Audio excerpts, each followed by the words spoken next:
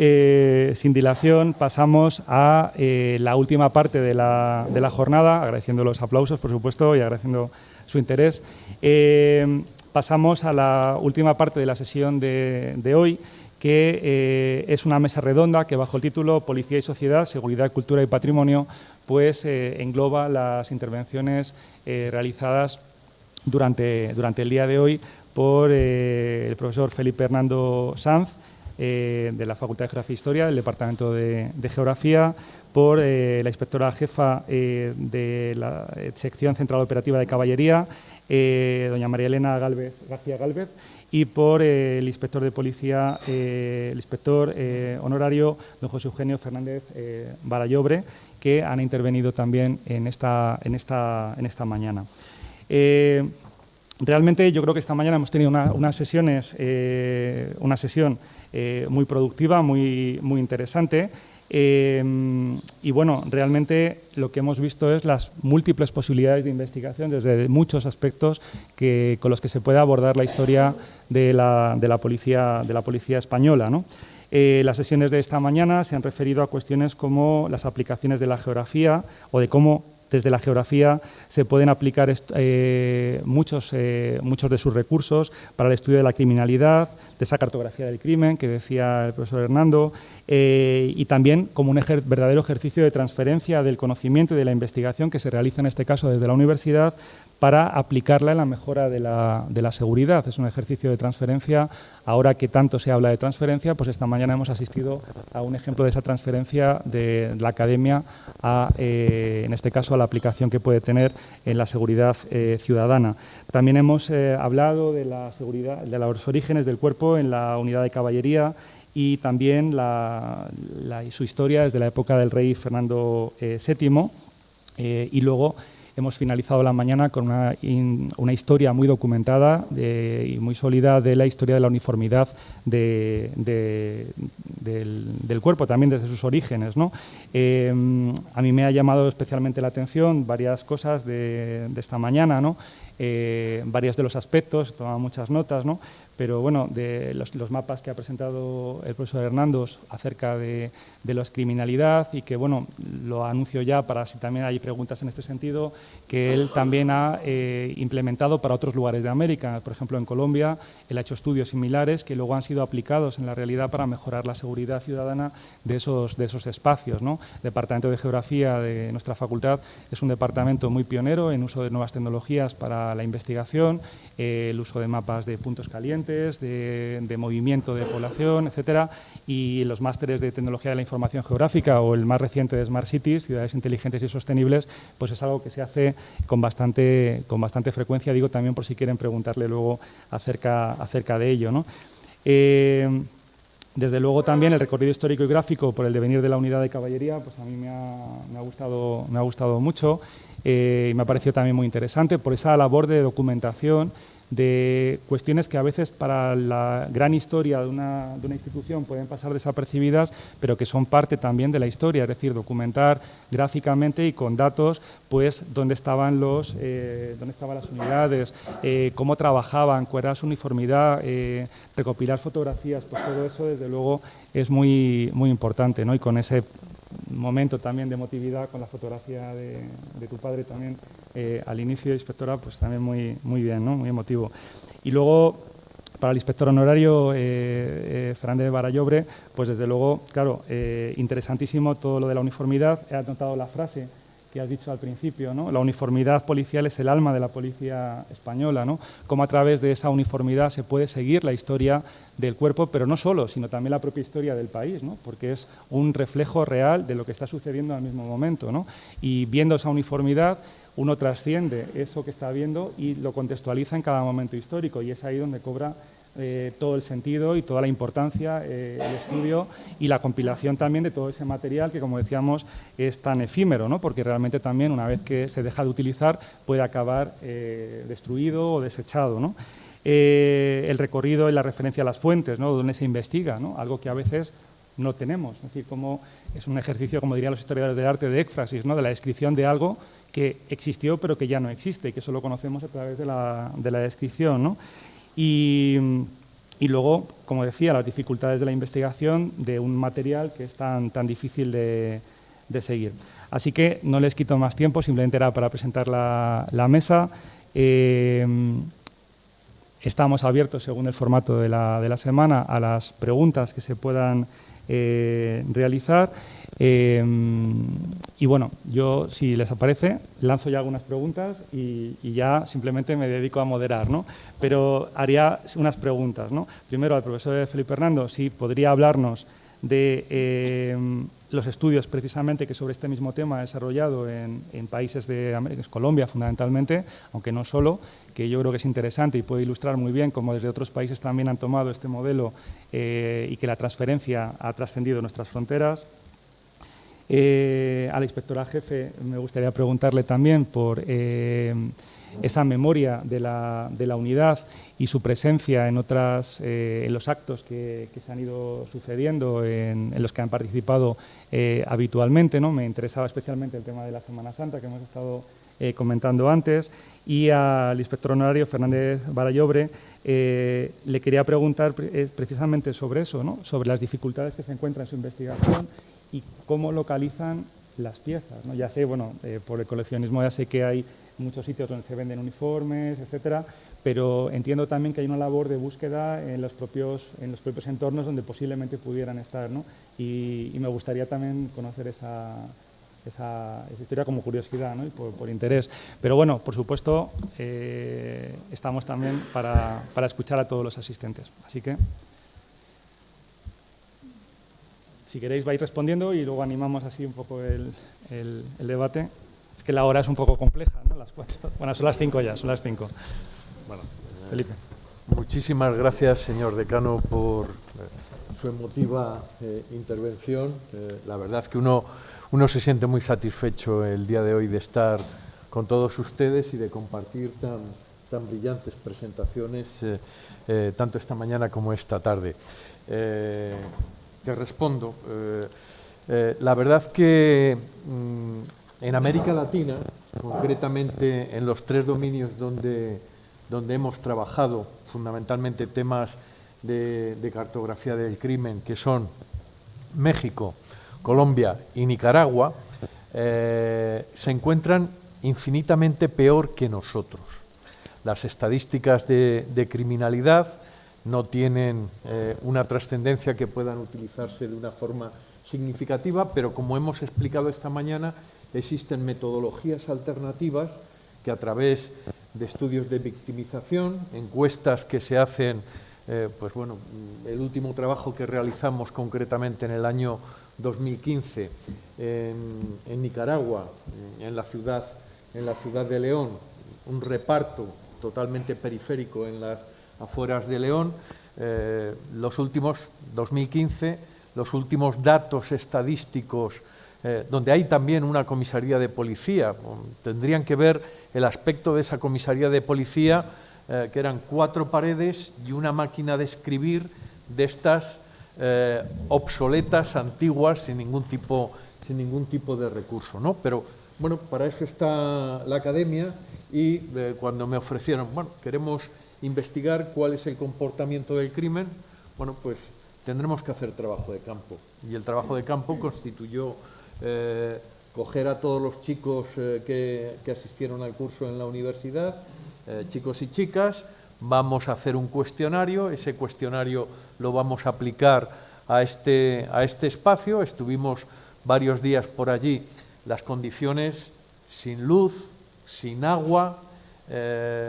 Podía haber traído alguna diapositiva para que lo vieran, pero con un cariño y con una amabilidad en las respuestas de las personas que nos permitieron hacer un trabajo pues que en la actualidad la policía nicaragüense está utilizando como referencia y exportando a otros tipos de situaciones. Por otro lado, en Colombia, nos recibió hasta el secretario de Estado, ¿no? Que es más o menos como el presidente de la comunidad de nuestras comunidades autónomas, para ver qué es lo que salimos en televisión, aparecimos de una forma significativa y bueno, ellos tienen problemas de criminalidad muchísimo más importantes que los que podemos tener nosotros, ¿no? Temas de tráfico de estupefacientes, temas de violencia callejera, el número de muertes. Allí la vida prácticamente no vale absolutamente nada. Y bueno, abordamos también el estudio en dos entornos, en la ciudad de Cali, en la ciudad de Medellín. Específicamente voy a Medellín porque en una entrevista que me hicieron en un programa que apareció en unas noticias de un domingo a las 3, me vio el rector de la Universidad de Antioquia y dijo: yo quiero que esto que están trabajando y que están haciendo en Madrid, quiero aplicarlo aquí en Medellín, a ver si es posible. Y bueno, estuve prácticamente un mes allí e hicimos, yo creo que una labor interesante que en cierto modo sirvió para poner en funcionamiento. Pues esta mañana les hablaba del Observatorio de la Seguridad de Madrid, del CISEN. Bueno, pues gracias al trabajo que hicimos, allí apareció una forma de trabajo y de análisis de la criminalidad, utilizando pues los conocimientos que desde la academia podemos servir.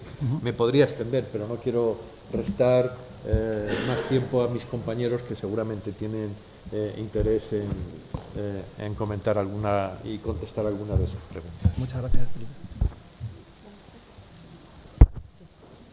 Pues respecto a la primera pregunta que me has hecho en relación con la memoria de la unidad de caballería, lamentablemente no tenemos un archivo como tal para guardar todo esto que hoy he contado.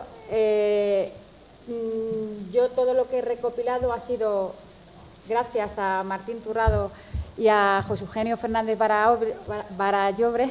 Y también me he ayudado, aparte de lo que mi padre me ha contado, he entrevistado a otros jefes de unidad, por ejemplo al jefe superior de Melilla, el señor Toores, que también fue jefe de caballería, al comisario Juan Félix Martínez Capilla, que también fue jefe de caballería, Javier Martorell, un inspector jefe que también estuvo en caballería, y de ello realmente han sido mi fuente. Y la verdad que es una pena. Yo, ahora que he empezado con esto, voy a intentar mantenerlo, porque es una pena que todo esto se pierda.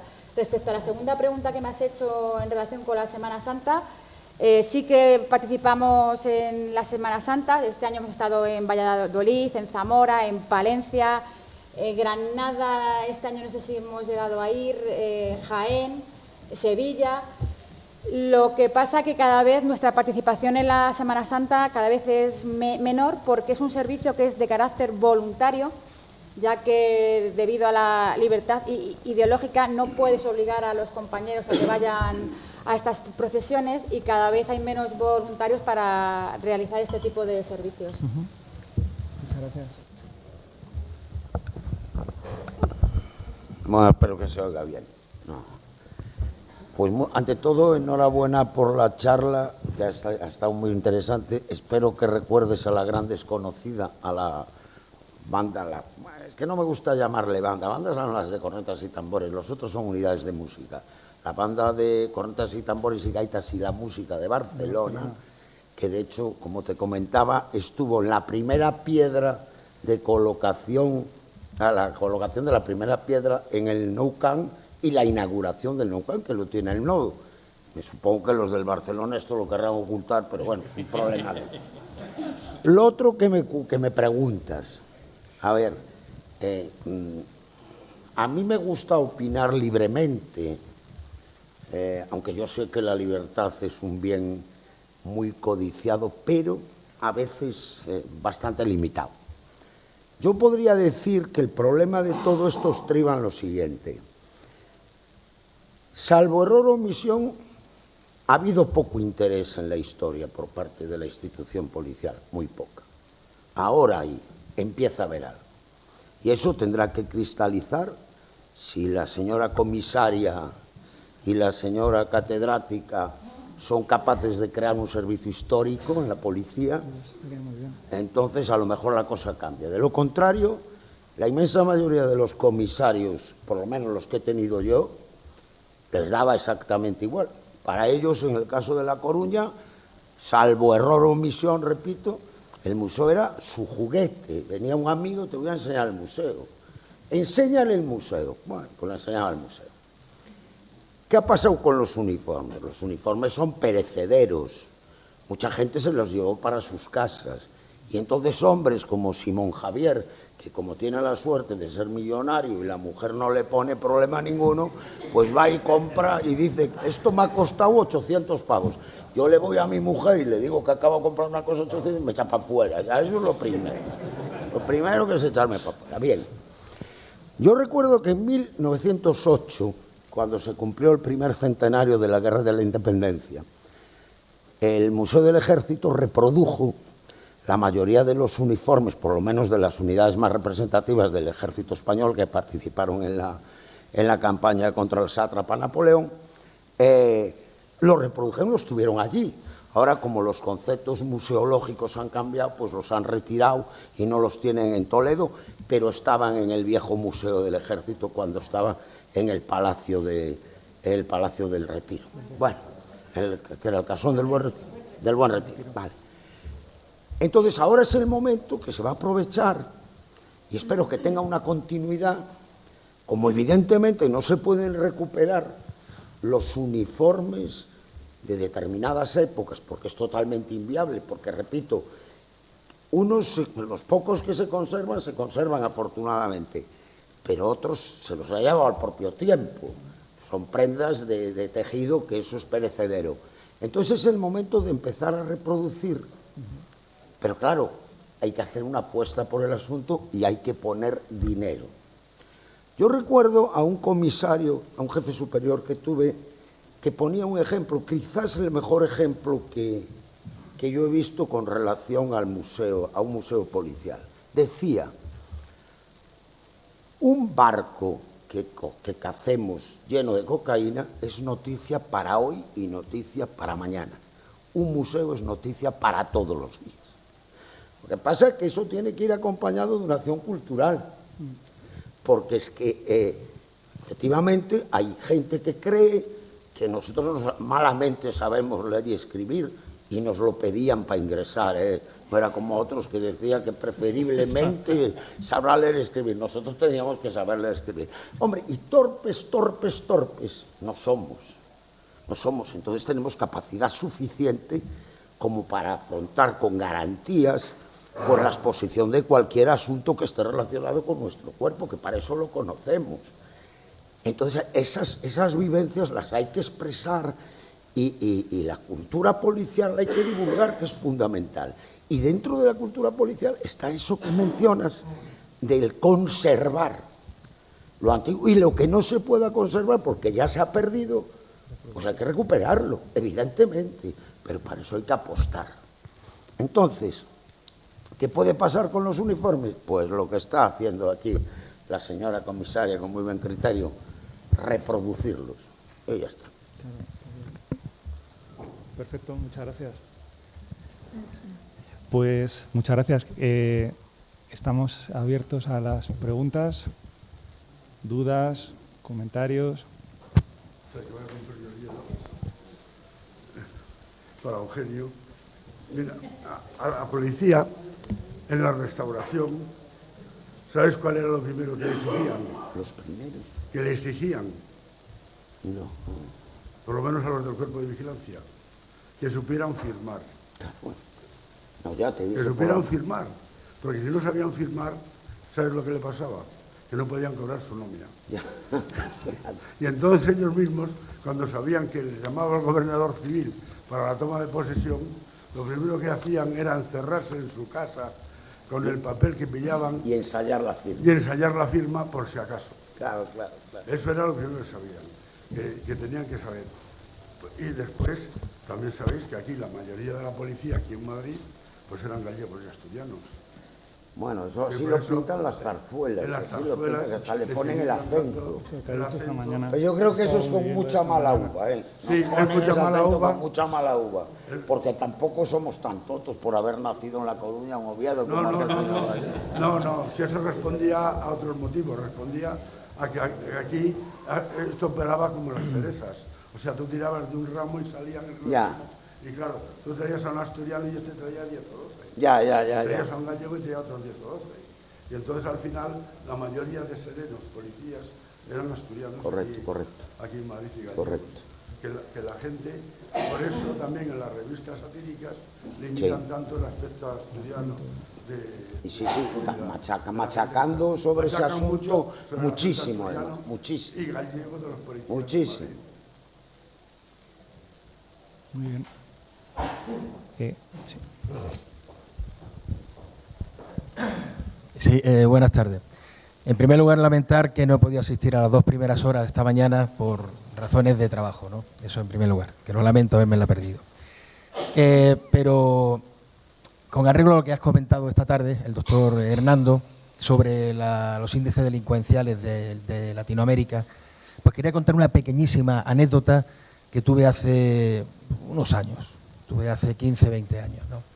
Me vino una exdirectora general de la policía nicaragüense a Granada de visita a la jefatura. Total, que empecé a explicarle, bueno, pues la forma de trabajar, lo que somos, lo que no somos, nuestras especialidades, las diferentes comisarías generales que tenemos. Y llegó un momento que hablando me pregunta, bueno, y aquí homicidios, ¿cuántos hay en Granada?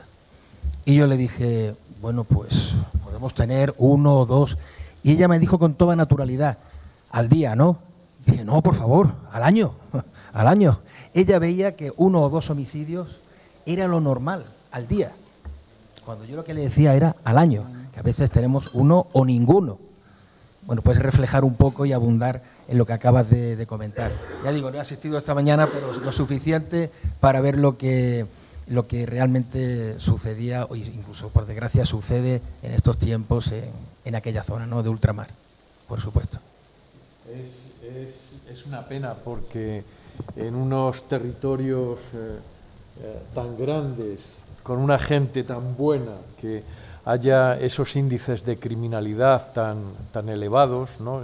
Lo que decía antes, donde la vida no vale absolutamente nada, pues desde la perspectiva nuestra nos debemos sentir orgullosos de tener unas tasas de criminalidad tan bajas y de vivir en una sociedad tan sumamente integrada, ¿no? Porque la verdad que allí es altamente complejo el poder trabajar, ¿no? El poder hacer cualquier aproximación, que existen métodos perfectamente asumibles. Yo he trabajado allí con criminólogos y bueno, están auténticamente protegidos por la propia policía, están perfectamente defendidos. Cuando estuve en Antioquia, estuve por distintas partes, Medellín, fui a Cartagena de Indias, me tuvieron que poner protección policial porque simplemente aparecí en un periódico, apareció mi foto y dijeron que no se atrevían a que sucediera algo, ¿no? Y bueno, eso aquí afortunadamente no sucede, ¿no? Y yo creo que tenemos que estar enormemente agradecidos de poder vivir en una sociedad pues mucho más estable y mucho más comprensiva que la latinoamericana, ¿no? Y por otro lado, a la inspectora jefa de caballería, que me ha sido muy grato oír que en estos últimos años se están realizando prácticas operativas con UIP y caballería conjuntamente, ¿no? Es fundamental. Las actuaciones que hemos tenido durante muchos años con caballería y con UIP o incluso con UPR, ese binomio es inseparable y se deben dar apoyo mutuo. Tanto los unos como los otros son muy vulnerables si se encuentran aislados. El caballo o la caballería, si se encuentra aislada, es muy vulnerable. Y qué duda cabe que, por otro lado, la función que tiene es extraordinaria, sobre todo en control de grandes masas pacíficas, es fundamental. Pero siempre ese binomio lo entiendo indispensable, inseparable. Así que me es muy grato que se estén haciendo esas prácticas conjuntas. Enhorabuena. Muchas gracias. Sí, es que nos dimos cuenta de que había una carencia ahí.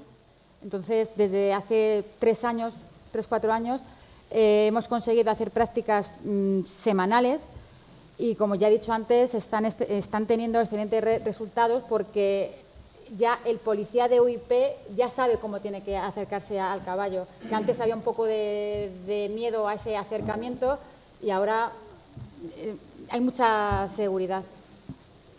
Desgraciadamente he tenido intervenciones con unidades a caballo y con UIP y han derribado a jinetes por fallos operativos de no haber tenido en ese momento dado un apoyo de personal a pie, por encontrarse no aislados, sino sin un apoyo de bien proteger o darse mutuo apoyo, por desgracia.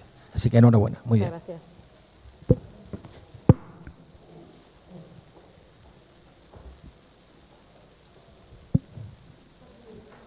Buenas tardes. Quisiera plantear 3 cuestiones. Sobre todo a los 4 ponentes esta mañana, agradecerle primero su conocimiento, porque el conocimiento engancha y después su apasionamiento, porque el apasionamiento convence. Los 4 que habéis estado esta mañana aquí, de verdad que habéis demostrado que sabéis de lo que habléis y ponéis ese sentimiento oportuno para engancharnos a todos los que estamos desde esta parte. Estoy de acuerdo con don José cuando dice que se deben de aprovechar las oportunidades para poder, ¿no? Si no se siembra, no se recoge, y que este bicentenario nos pueda servir para saber de dónde venimos, para saber luego dónde estamos y poder definir el futuro. Yo creo que esa experiencia histórica es lo único que nos permitirá entendernos como organización y querernos como institución. Hay un problema, por lo menos mi problema. Cuando yo en su día presento mi instancia para formar parte de esta casa, la presento para el Cuerpo Superior de Policía. La imagen del cuerpo es un cuerpo sin uniforme, aunque tuviera en el armario su uniforme, pero no era una cultura habitual su disfrute. Cuando se produce la unificación, nos vemos en la tesitura de entender la cultura de la asociación uniformada, y esa tarea no es fácil. Quiero decir que crear cultura de organización, primero hay que tener muy claro qué es la cultura de la organización para fomentarla y alimentarla en estos términos, don José, que usted propone, que parecen acertadísimos. Pero primero tenemos que estar convencidos de que la cultura de las organizaciones sirve para cohesionar y sirve, como digo, para entender. Entonces, si yo tuviera responsabilidad y parte de ello, yo voy a proponer a la persona de que dependo, y me lo acercaba esta mañana un compañero comiendo, que seguramente sería conveniente introducir en los cursos de ingreso, en los cursos de promoción, aspectos históricos que puedan sumar en la línea que todos proponen. Yo voy a hacer la propuesta, no sé qué capacidad de convencimiento, intentaré hablar con apasionamiento para poder engancharte, aún así no sé si lo voy a conseguir, pero crea usted que lo voy a intentar. Es una cuestión como responsable en alguna faceta de la gestión de personas, querido Felipe, es muy complejo, o por lo menos si el responsable operativo no nos da argumentos para poder no estandarizar pequeños aspectos estatutarios. Me explico. La jornada laboral pues, puede tener los flecos o la definición que pueda tener. Y seguramente pues, será muy marcada. De sábado y de lunes a viernes tal, los fines de semana tal cual, de 8 a 5, lo que sea. Pero ese factor corrector que tú introduces, si no lo introduce el operativo, que a fin de cuentas el que va a utilizar la fuerza o el recurso para sacarle el máximo de resultado, nosotros, el operador del recurso, el gestor de la persona, créeme que vamos ciegos. Y seguramente la propuesta a la hora de gestionar el futuro, la futura jornada laboral, seguramente, y a lo mejor lo digo con tristeza, porque tú tienes, yo tengo que entender, pues no va a tener presente ese factor corrector que introducen los mapas criminales. Y a mí me parece una lamentable pérdida de información. Yo no soy operativo, mi experiencia de la operatividad es muy corta, y lo mismo, como hablo desde el conocimiento, lo digo al personaje, es una tontería, pero bueno, los operativos en este caso, no hay divorcio entre quienes dedicamos a gestionar y quienes dedican a gestionar fuerzas. La investigación, que lo más importante de la policía, nosotros somos la fuerza, pero sí que sería conveniente que este discurso se mantuviera. Luego, en materia de banda de música, don Miguel, tuve oportunidad de estar en un momento de la historia de esta organización de la policía. Y referido a la banda de música, que tuvo un momento de declive tan absoluto que no desapareció porque no teníamos recursos para alimentarlo. Y te explico un poco lo que ocurrió. Tuvimos que casi inventar los puestos de trabajo de facultativos y técnicos para poder proveer un sector que era difícil porque son peritos en su materia. Y solamente de los puestos de técnico incorporar a profesionales que ya lo son de otras órdenes, robándolos. Quiero decir que esa oferta para politécnicos, donde inclusive había, en este caso, el conocimiento de la música, lo hacemos a través de la oferta de facultativo y técnico. Es un concurso de oposición para gente que ya es profesional, los técnicos que está recibido en nuestra dinámica.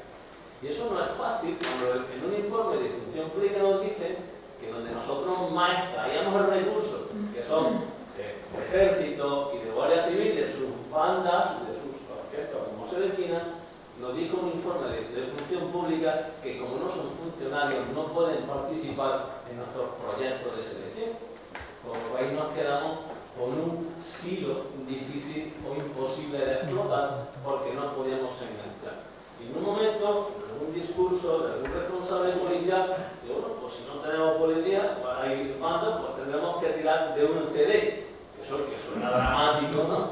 Pero que era real, porque no había recursos y en aquellos momentos era complejo. Afortunadamente, después de ese informe de función pública, que sigue teniendo su efecto negativo, porque no podemos pescar en esos caladeros, pero sí que tenemos candidatos de otros sectores civiles que vienen a alimentarnos, pero tampoco tenemos la garantía de que se queden con nosotros, porque siempre pueden volver, y muchos lo hacen, a sus puestos originales, a los puestos originales.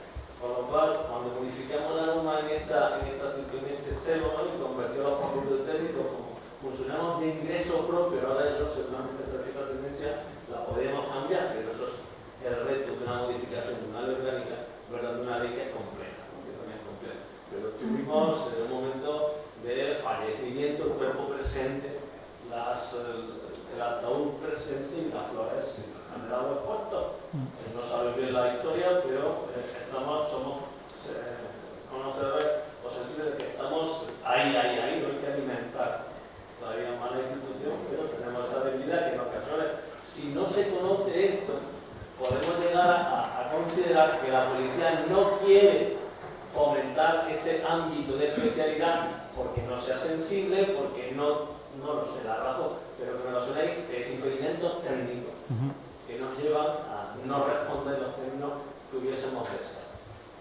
A ver, con permiso. Bien, efectivamente, yo también procedo yo soy de la última promoción del Cuerpo General, que eso ya es la prehistoria, y yo salgo inspector del Cuerpo Superior. Y cerramos Miguel Ángel, y es la primera promoción en la que se incorporan inspectoras. Yo ya sabía que era un cuerpo civil, que teníamos el uniforme en el armario para casarnos, o para ir a las bodas de otros, o para ir a una fiesta de etiqueta, o lo que fuera. Pero en el año 86, cuando me dijeron que nos juntábamos, yo vivía en Oviedo, en un hotel. Y lo primero que hice aquel mismo día fue ir a ver al secretario, que era el comisario Bello, y decirle: desde hoy soy igual que los que están en el cuartel, ¿no? Y pues sí, pues quiero una plaza en la residencia de oficiales de Buenavista. Y allí me fui, y allí estaban compartiendo aquellas 6 o 7 habitaciones que había. Gumersindo Vila está en Almería, Dani, el que fue jefe superior en Pamplona, Salgado, y bueno, y otro más, y la vida era la normal. Y recuerdo que allí todavía había 2 tenientes coroneles porque las divisas no las habían cambiado. Y como a mí me habían enseñado, donde fueras, haz lo que vieres, pues yo recuerdo que la gente entraba en el bar de oficiales que aún había, decía, a la orden mi teniente coronel. Y yo entraba y decía, a la orden mi teniente coronel. ¿Qué más me da? Claro, si me daba igual. En el año 86, 88 yo me voy a Vigo y pido el mando de una polivalente. Y me dan el mando de una polivalente, 50 tíos y tías. Evidentemente, yo tenía un bagaje que ahora no viene al caso contarlo, pues sería muy largo, pero yo tenía un bagaje y sabía un poco de las técnicas de mando y conocía que el ejemplo es fundamental y todas esas historias. Y recuerdo que lo primero que le pedí al comisario fue, que me manden el uniforme. Y me mandaron un uniforme marrón. Y yo me vestí de marrón. Y para mí fue un honor y un orgullo vestirme de marrón. Entonces, yo sé de los complejos aquellos. Es que nosotros no somos militares y ya sabemos que no somos militares. No es tanto complejo como la asunción de una cultura que vale.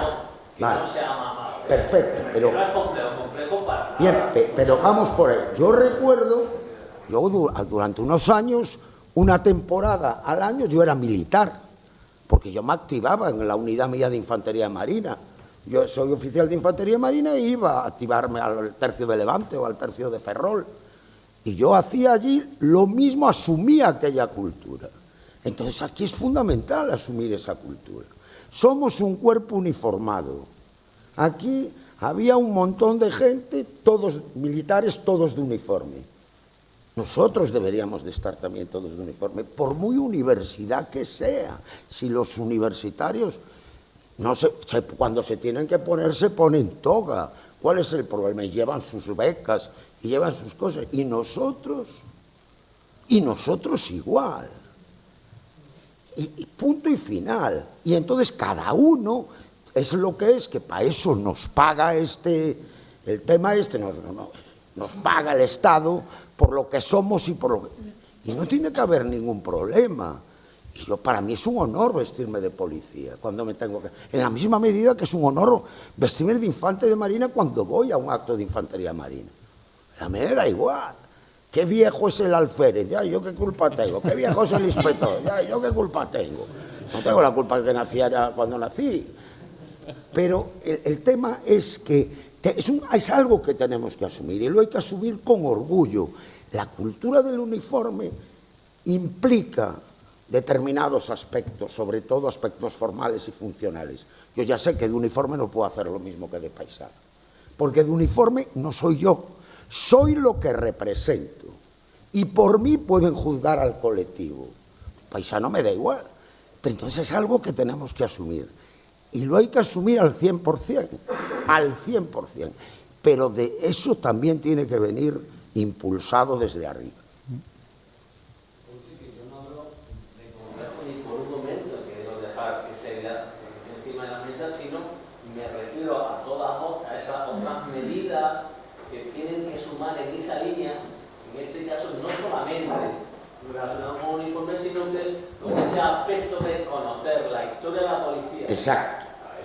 Pero luego ya en materia de uniformidad, lo primero que hay que hacer, el ABC, es una cartilla. Eso es lo primero. Y corregir los desafueros que hay en la uniformidad. Hay que establecer todos los uniformes y tenemos las prendas para ello. No es lo mismo ir con la camisa blanca y la guerrera sin guantes que con la camisa blanca y la guerrera con guantes. No es lo mismo ir con la guerrera y con la camisa gris perla que con la guerrera y con la camisa blanca. Pero son uniformes distintos que se pueden utilizar.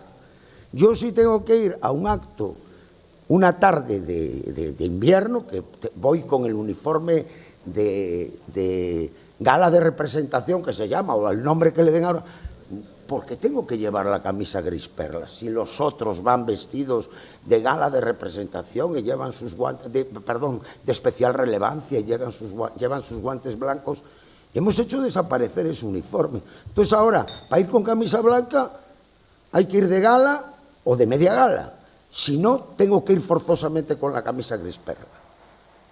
Todas esas cosas las hay que corregir y hay que establecer la uniformidad como es, en la misma medida que hay que distinguir entre etiqueta y gran etiqueta, que no tiene nada que ver. No se puede ir a un acto que todo el mundo va de etiqueta, que al personal de la calle le corresponde smoking.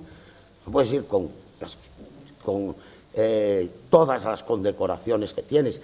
Ya no solo en miniatura las puede llevar, pero lo que no puedes es aparecer con la placa aquí, aparecer con la encomienda aquí, porque eso es propio de la gran etiqueta, no de la etiqueta. Pues que esas cosas se estudian en protocolo, y es que solo hay que saber. Si te quieres vestir y asumir la cultura, tienes que asumir la cultura totalmente, y eso es en una cartilla.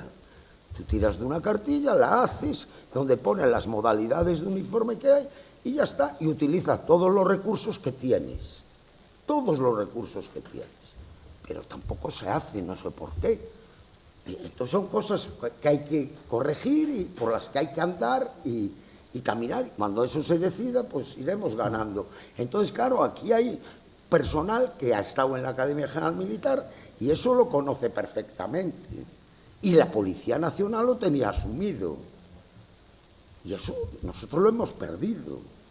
Porque hay cosas que hay disfunciones en eso y se ve en los actos públicos a los que vamos. Eso es importantísimo. Entonces. Muchas gracias.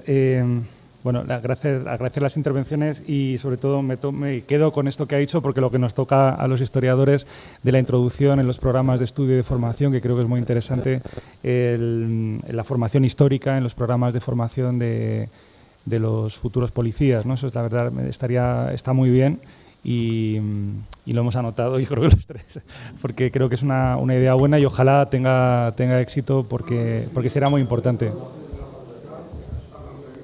Pues nosotros desde la facultad, desde luego, apoyamos toda esa iniciativa.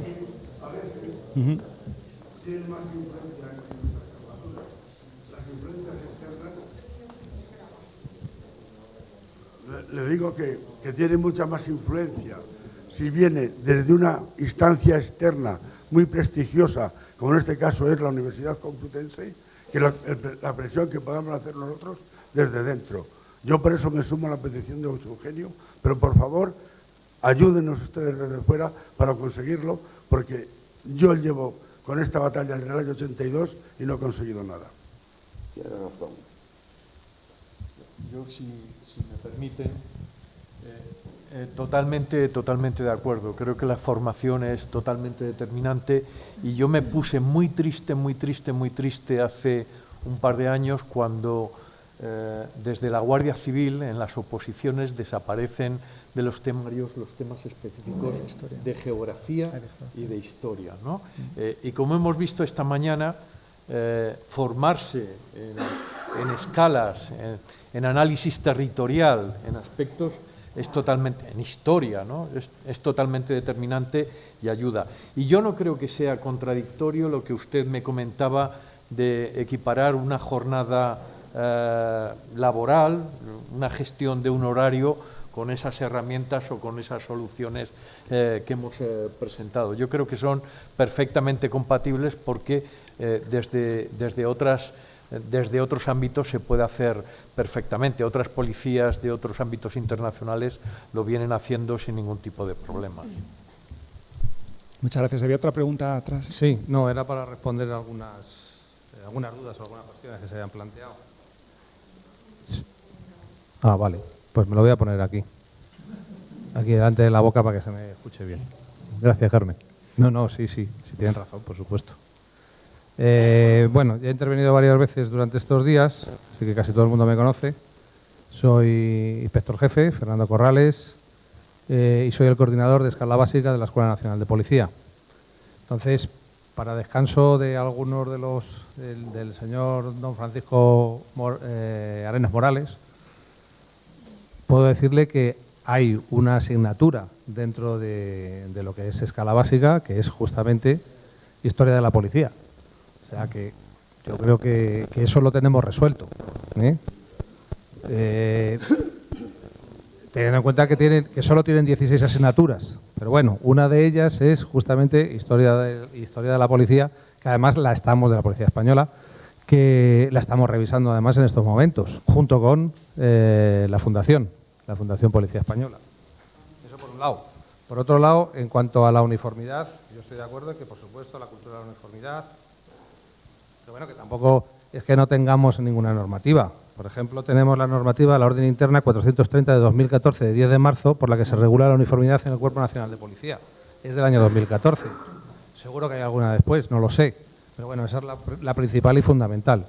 Y donde vienen recogidos pues los sí, claro, supuestos. que ya sabemos que hay normativa y está, pero lo que pasa es que eso lo hay que hacer manejable y extensible para todo el mundo. Sí, yo para saber qué uniforme me tengo que poner no tengo por qué andar entrando en el ordenador. Bueno, no hay ningún ¿Qué problema. trabajo cuesta hacer un librillo con los dibujos de los uniformes? Nada.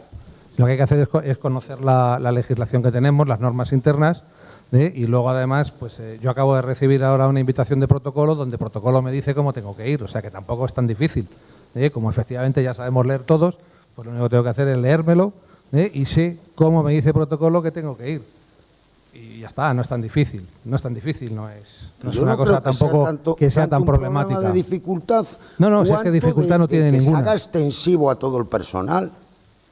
Claro. Vamos a ver. El tema de uniformidad lo acabo de sacar ahora mismo por el teléfono móvil, en una búsqueda sencilla y simple, o sea que es así de fácil. Ahora mismo, en 30 segundos escasos. Yo es que creo que la expectativa o la perspectiva que se tiene desde la escuela es totalmente distinta a la perspectiva que se tiene desde la realidad. Porque claro, si a mí me dicen que a un acto de mañana o un acto de tarde, me dicen que a un acto de tarde tengo que ir cuando todo el mundo va de camisa blanca, yo tengo que ir de camisa gris perla, estamos metiendo la pata por un principio elemental de protocolo. Entonces, todas esas uniformidades las tenemos. El problema es saber combinarlas. Yo recuerdo que a mí me publicaron un artículo en la revista donde hacían los cuadros comparativos. Donde se hacían los cuadros comparativos de la uniformidad. ¿A qué corresponde esto? ¿A qué no corresponde? ¿En qué condiciones se viste? ¿En qué condiciones no se viste? Y resulta que me encuentro que, oye, a este acto tienes que ir de camisa gris perla. Pero vaya, ese acto de camisa gris perla sí es un acto de relevancia, un acto social que exige la camisa blanca, aunque vaya sin guantes blancos y simplemente con los pasadores. Claro, es que es un tema elemental. No vale simplemente ceñirnos a... No, es que es lo que pone el papel. Ya, pues el papel a veces también lo hay que corregir.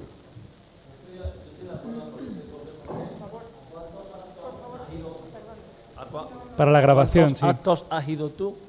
Que los compañeros sepan dónde llevan la prenda de cabeza. Claro que no, bueno, hombre. Algunos lo llevan debajo de la mano izquierda, del brazo, que hay que llevar, y otros como si fuese un rotulador colgando que parece que nos sobra la prenda. No sabemos dónde poner. Y una cosa mucho más elemental que lo hablábamos ayer. A ver si se sabe, cuando un policía o una policía llega al destino, ¿cómo tiene que ir a presentarse a su jefe? ¿Por qué orden se tiene que presentar? Porque yo estuve en la Escuela Naval formándome como oficial de Infantería Marina y lo primero que me enseñaron fue eso. Cuando se presente usted tiene que ir vestido así y presentarse primero a este, después a este y después a este. Porque no nos lo enseñan. Claro que no cuesta trabajo ninguno. Entonces, no, es que a mí no me vienen a ver de uniforme. ¿Cómo no le van a venir a ver de uniforme? Un tío viene se presenta a la plantilla, una tía, y va de uniforme a presentarse. ¿Cómo no va a ir? Y además tiene que delimitarse con qué uniforme tiene que ir. No puede ir con el uniforme de trabajo, tendrá que ir con el uniforme de representación o lo que corresponda, pero fijar uno, y eso no se hace. Bueno, es un tema interesante. Yo, digamos, por contribuir, no desde la uniformidad policial, que no me corresponde, diré también que en general nuestra uniformidad, que es la toga, a veces también tenemos problemas, ¿no?, de protocolo de cómo se emplea, si con la pajarita blanca, cuando se utiliza la blanca, cuando se utiliza la negra, y aunque todo está regulado y todo está definido, en nuestro caso, desde la Edad Media, Sin embargo, todavía hoy en día pues hay errores de ese tipo, ¿no? Entonces, bueno, creo que es algo común a la universidad y a la policía y a todos los cuerpos que tienen uniforme, ¿no? El hecho del desconocimiento a veces de algunas cosas, aunque estén escritas, ¿no? Porque eso también, en nuestro caso, ya digo, es una tradición secular, efectivamente. En historia todo es antiguo, ¿no? Pero bueno, muy interesante porque son debates que hablan del apasionamiento de estos temas, ¿no? No sé si había alguna... Así, la directora gerente de la Fundación. Comisaria. Bueno, quiero preguntar una cosa, a ver lo que piensan o lo que pensamos entre todos. Con la uniformidad, ¿no sale nada de todos los tatuajes que llevan? Porque es que yo los tatuajes los veo igual que si llevase un cartel. Si yo llevo un cartel arriba, a mí no me van a dejar llevar un cartel de uniforme, poniendo lo que ponga. Quiero a mi madre, quiero a no sé qué. No. Entonces yo no entiendo que el uniforme lo lleven con todo pintado. No lo entiendo. ¿Que se lo lleven cuando estén de paisano y en su vida? Sí.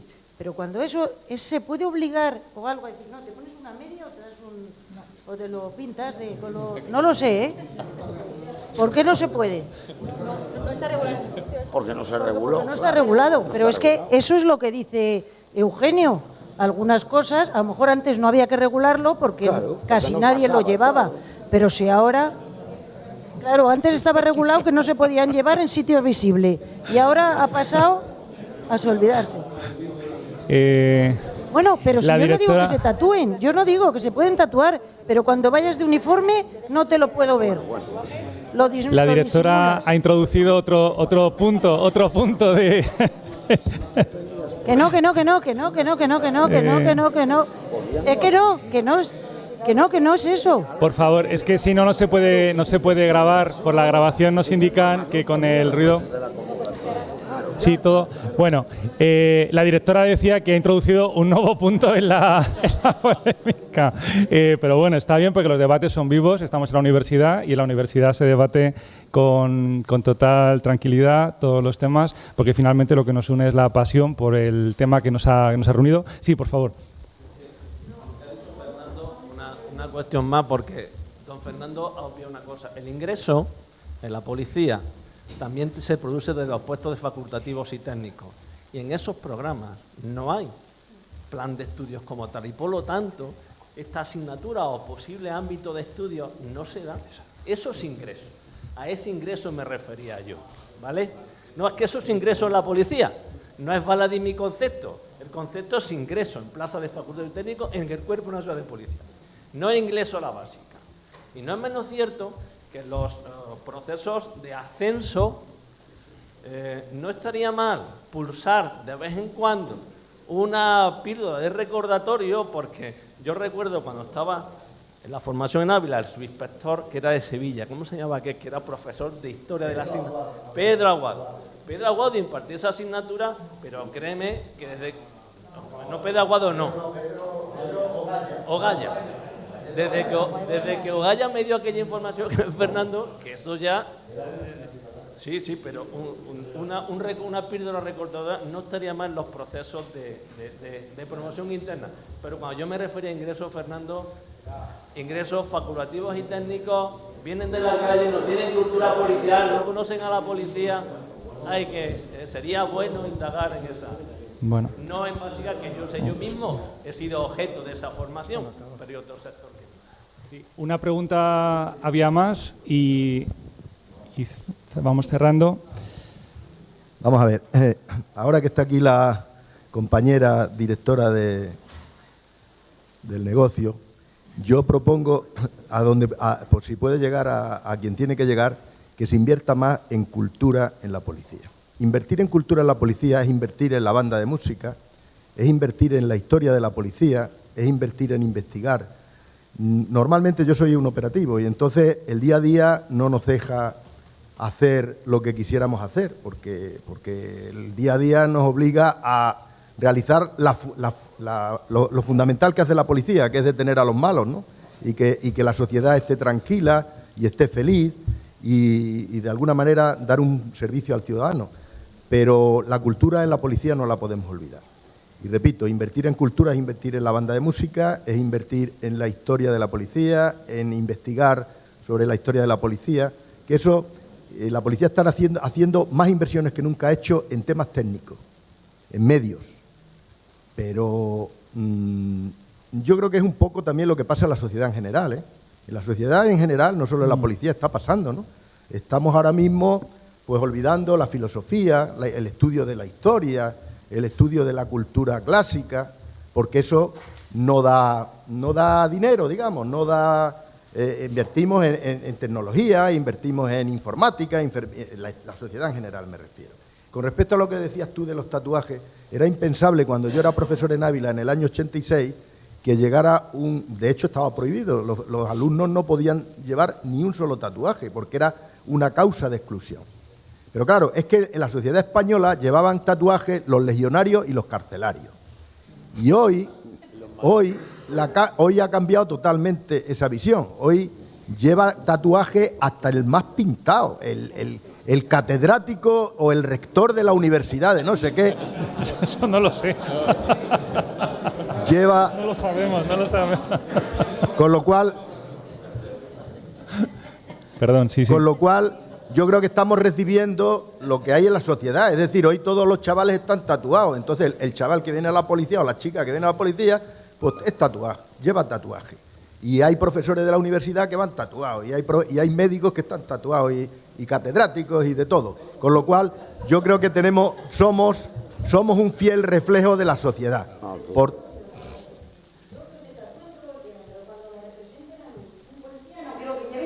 ¿Y qué hace entonces? ¿Cómo lo tapa? Con una media transparente color piel. ¿Qué les pasa? ¿Qué hacen? ¿Habéis visto algunas personas en Mercadona que les hacen llevar los tatuajes tapados? Pues eso, lo mismo podemos hacer, se modifica. Aquí tenemos al secretario general que lo va a regular. Y una cosa, perdón, lo único que quiero decir es que lo que él ha dicho de la necesidad de la cultura y tal, has dicho los objetivos fundacionales de la Fundación. Cultura, música y formación. Y esos son los que se pretende dar con ello. Bueno, pues realmente el debate ha ido avanzando esta tarde hacia cuestiones derivadas, pero que en el fondo reflejan también lo que son las instituciones, ¿no? Todas las instituciones, se comentaba ahora, al hilo de las últimas intervenciones, tienen que adaptarse a la sociedad a la que sirven y son reflejo también de la sociedad a la que servimos, ¿no? Nosotros también somos servidores, en este caso desde nuestra posición en la universidad y la policía también desde su lado de servicio, ¿no? Bueno, yo creo que ha sido una jornada también muy, muy productiva. Yo lo primero quiero agradecer de nuevo el interés, la participación y la asistencia durante todo el día a todas las personas que se han congregado en este espacio. Agradecer también a los ponentes su actividad en el día de hoy, que ha sido muy interesante, muy enriquecedora y que yo desde luego he aprendido mucho. Y yo personalmente quiero agradecer nuevamente pues, la oportunidad de estar esta tarde en esta tribuna. Primero, representando a la Facultad de Geografía e Historia, pero también por ese vínculo emocional que ya he descrito, ¿no? Y porque me siento doblemente en familia esta tarde. Primero, porque esta es mi casa, la Universidad Complutense, y en segundo lugar, porque esta tarde, nunca mejor dicho, es también mi casa, porque soy hijo del cuerpo, por lo tanto, para mí es doblemente importante, ¿no? Conocer la historia, yo creo que eso ha sido un compendio de lo que cómo podríamos cerrar la tarde de hoy. Conocer la historia de la corporación, en este caso de la Policía Española, es desde luego el camino más certero para contribuir a consolidar ese sentimiento de pertenencia, pero no solo, como también se ha señalado muy bien en las intervenciones que se han ido haciendo, sino también para seguir construyendo identidad corporativa y seguir construyendo también el futuro del propio cuerpo, como sucede en todas las instituciones, ¿no? Todas las instituciones necesitamos conocer nuestra historia y estos problemas que han salido esta tarde aquí no piensen que son exclusivos de la policía. También en la propia universidad muchas veces es necesario conocer nuestra historia y aunque les parezca increíble, muchas veces desde la propia universidad no se conoce nuestra propia historia, ¿no? Y eso es algo que por tanto es consustancial casi todas las corporaciones, ¿no? Como que tenemos que hacer permanentemente esa labor de ese conocimiento y, como decía en mi intervención, no solamente como una veneración del pasado, que no lo es en modo alguno, sino porque es parte indisoluble del pertenecer y del sentirse parte de algo, ¿no? Algo más grande que nos trasciende a todos, porque estaba antes de estar nosotros, está en este tiempo que estamos nosotros, donde contribuimos, y seguirá estando cuando ya no estemos en activo, ¿no? No voy a decir nada más, sino que no estemos en activo. Desde luego, esta labor de historiar, de la historia de la policía, a la que se ha dedicado este curso de verano, a la que se está dedicando este curso de verano, que clausura mañana, es una labor que se lleva haciendo ya muchos años, ¿no? Sobre todo desde los últimos años, y aquí hay personas muy prestigiosas dentro del cuerpo y fuera que han trabajado en la historia de la policía. Y en los últimos años también, gracias al impulso de la propia fundación que patrocina este curso, pues se están dando pasos muy decididos en esta línea. La propia exposición del DNI, por ejemplo, fue un momento importante porque ya también la propia investigación trascendía al cuerpo y se involucraba también a la universidad, en este caso, a través de la profesora Herrero. Pero yo creo que el Bicentenario va a marcar un punto de inflexión en todo este proceso, y todos los actos previos al Bicentenario, la gran exposición del Bicentenario. Espero no haber dicho, ¿se ha dicho ya lo de la exposición? Ah, vale, digo, a ver si he dicho algo que no debía, no sé. Ha habido un momento así como de, ahora he dicho algo que no debía de decir. Bien, entonces, la exposición del Bicentenario y todo lo que se va a derivar de la exposición del Bicentenario, ojalá se haga ese centro de historia policial, ojalá se consolide un gran museo de la historia de la policía, ojalá todos esos proyectos que ahora están sobre la mesa y los que se están trabajando se consoliden. Desde luego, desde nuestra Facultad de Geografía e Historia, todo el apoyo que podamos brindar para este proceso, y desde luego el año que viene conmemoraremos 200 años de servicio a España, que creo que es algo muy importante. Así que nada más, muchas gracias y muy buenas tardes.